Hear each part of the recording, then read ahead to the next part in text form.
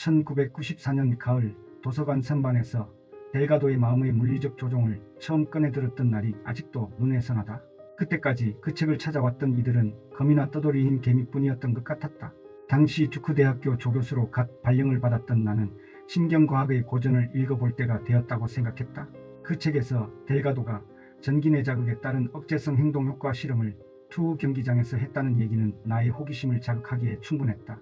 스페인 코르도바의 한 목장에서 빠른 속도로 연속 촬영한 흑백 사진들 속에 이 환상적인 실험이 생생하게 포착되어 있었다. 이 사진들을 보면 사나운 황소 한 마리가 빨강 망토를 들고 서 있는 신경생리학자를 향해 전속력으로 돌진할 준비를 하고 있다. 그러나 델가도는 겁도 없이 오른손에 망토를 쥐고 자신의 실험 대상을 주의 깊게 쳐다보고 있다. 그리고 델가도는 왼손으로 투우 경기에서는 한 번도 본 적이 없는 물체를 잡고 있다. 긴 안테나가 달린 라디오 비슷한 장치다. 이제 황소는 투우사 델가도를 향해 뿔을 겨누고 곧바로 질주를 시작한다. 하지만 그 다음 사진을 보면 질주하던 황소가 델가도 바로 몇 미터 앞에서 미끄러지며 갑자기 멈추었다. 이제 온순해진 황소는 델가도에게서 아예 고개를 돌려버린다. 어떻게 된 일일까? 델가도는 질주를 시작하는 황소를 보고 왼손에 그 이상한 장치의 버튼을 눌렀던 것이다. 그날 델가도가 사람들에게 선보인 것은 황소의 뇌 특정 영역을 정기적으로 자극하면 황소의 행동을 정지시킬 수 있다는 사실이었다. 델가도는 황소의 뇌에 심어둔 스티모시버라는 장치의 전파를 활성화했던 것이다. 델가도의 이 전기내 자극 실험은 투우 경기장에서 끝나지 않았다. 그는 원숭이 무리의 지배자인 알파 원숭이에게 특정 자극을 주면 공격 행동이 줄어드는 현상을 이용해 원숭이 사회의 변화를 최초로 연구하였다. 원숭이 무리의 알파 수컷은 다양한 위협 행동을 과시하여 계급이 낮은 델타 원숭이에게 자신의 의지를 관철시킨다. 즉 공간을 더 넓게 사용하고 짝짓기 상대를 마음대로 고르고 음식을 먼저 먹을 권리 등을 차지하는 것이다.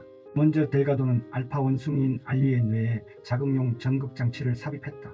매일 1시간 동안 알리의 뇌에 1분당 5초씩 자극을 했다. 이렇게 간헐적인 자극을 주자 알리의 공격성은 눈에 띄게 줄었다. 그러자 나머지 구성원들은 자신을 과시하며 알리의 영역과 특권을 넘보기 시작했다. 델타 원숭이들은 우리 안을 휘젓고 다녔으며 심지어 알리 주변에까지 모여들었다. 다른 때 같으면 이런 행동은 벌을 받아 마땅한데도 알리는 신경을 쓰지 않았다. 그런데 델가도가 알리 뇌의 전기 자극을 멈추자 10분도 지나지 않아 상황은 완전히 달라졌다.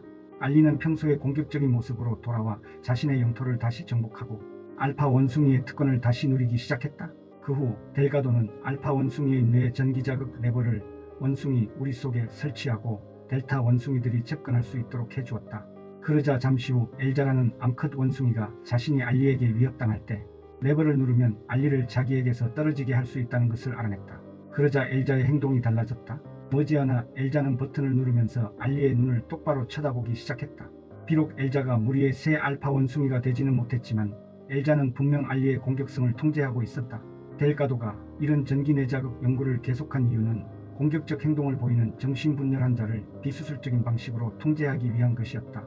당시의 의사들은 공격적인 정신분열 환자의 치료를 위해 전두엽 절제술이라는 섬뜩한 수술로 치료하는 경우가 많았다. 이 수술은 전두엽 피질 대부분을 뇌의 나머지와 단절시키거나 제거하고 파괴하는 것이었다. 비극적이게도 이 수술은 환자를 정서적 무관심, 통증 등에 대한 무관심, 진취성과 동기의식의 뚜렷한 결여 등 정신상태의 퇴화를 불러왔다. 델가도는 심각한 정신장애, 신경장애 환자 25명을 대상으로 한 뇌의 다양한 부위에 대한 전기자극 실험을 진행했다. 그 결과 그는 복잡한 운동작용, 희열, 온순함, 성욕 등 다양한 행동을 유도하거나 차단할 수 있었다. 그러나 전기내 자극의 효과는 사람마다 너무 다르게 나타났고 심지어 같은 환자에게서도 매 순간 결과가 다르게 나타나는 등 많은 문제가 있었다. 결국 그의 연구는 좋은 의도에도 불구하고 과학계나 일반 대중들에게조차도 지지를 받지 못했다. 따라서 그의 이름과 연구 성과는 그 후 20년 동안 신경과학 문헌에서 자취를 감추고 말았다.